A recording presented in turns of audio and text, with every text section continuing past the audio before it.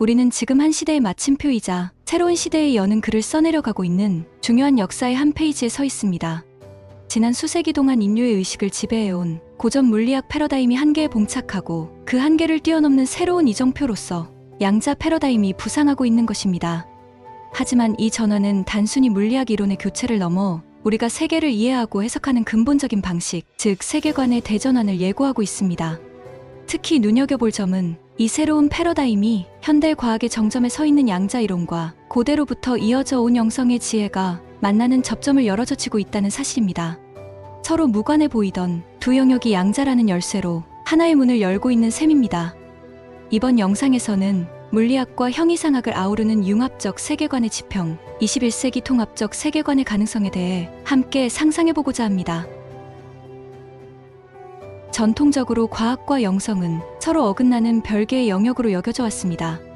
눈에 보이고 실험으로 검증할 수 있는 물리 법칙의 세계와 인간 정신의 심연을 탐구하는 형이상학의 세계는 양립 불가능해 보였던 것입니다.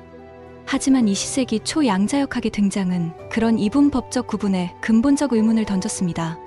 고전 물리학의 결정론적 세계상을 전복하고 물질의 이면에 작동하는 비물질적 현실을 드러낸 양자 이론은 과학의 영역을 넘어 인식론과 존재론 전반에 혁명적 물음을 제기했습니다. 우리가 실제라고 믿던 물질 세계가 불확정적이고 비결정론적인 양자 현상에 기반하고 있다면, 그리고 그 현상이 의식과 분리될 수 없는 것이라면, 이는 객관적 실제와 주관적 정신, 물질과 의식을 이분화하는 전통적 세계관의 기반을 허무는 거대한 도전이었습니다. 양자역학이 품은 이런 혁명성은 새로운 것이 아닙니다. 인류 지성사를 돌아보면 그것은 오히려 철학과 종교, 영성의 오랜 화두들과 맞닿아 있었던 것입니다. 고대 그리스의 플라톤은 이데아의 세계를 논하며 물질 너머의 존재를 사유했고, 불교의 공사상은 모든 존재의 상호관계성과 비실체성을 일깨웠습니다. 뿐만 아니라 노자의 도, 루돌프 슈타이너의 인지학 등 동서양의 영적 전통은 각각의 언어로 세계와 의식의 궁극적 일원성을 노래했습니다.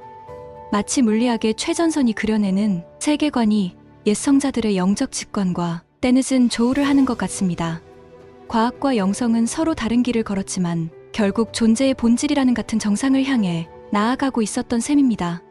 이런 접점 위에서 양자 과학과 영성이 만나 빚어낼 새로운 세계관의 모습은 어떨까요?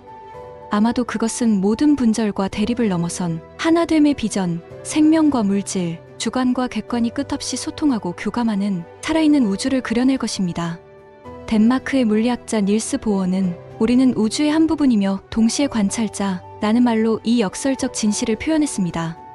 우리는 세계 안에 있으면서 동시에 세계를 인식하고 그 인식의 행위로 세계에 참여하는 것입니다. 우리의 의식은 결코 실제에서 분리될 수 없습니다. 오히려 의식이야말로 실제를 구성하는 근원적 요소인 셈입니다.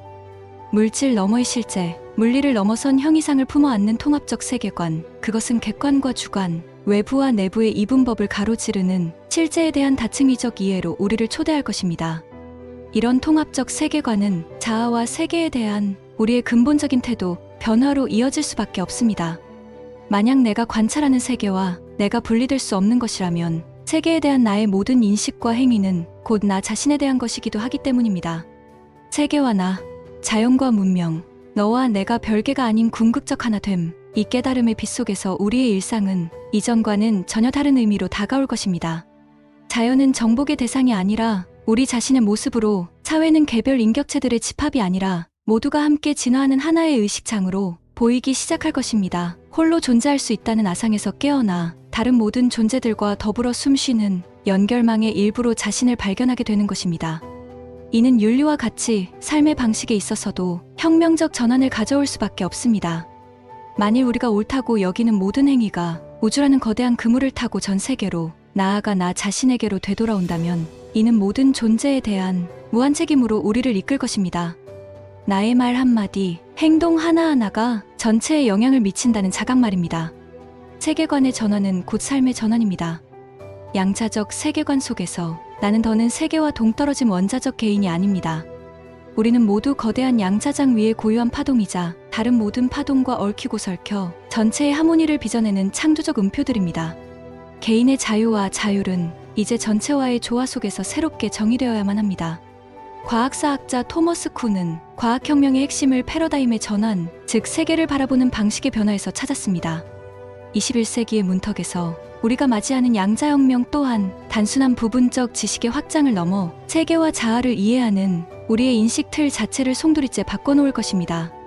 그 미지의 세계로 우리를 이끄는 나침반은 과학과 영성의 오랜 지혜가 만나 녹여낸 통합의 지도가 될 것입니다. 가장 첨단의 물리학 이론과 가장 오래된 영적 직관이 하나의 현실을 바라보는 두 개의 창이 되어주는 것입니다. 두 눈으로 세계를 입체로 바라보듯 우리에게는 이제 물질과 정신, 외부와 내면을 관통하는 새로운 실제의 지평이 펼쳐질 것입니다. 한 세기 전 시인 예이츠는 모든 것이 무너지고 중심은 버티지 못한다 라며 혼돈의 시대 정신을 노래했지만 그로부터 100년이 흐른 지금 우리는 새 역사의 전환점에 서 있습니다.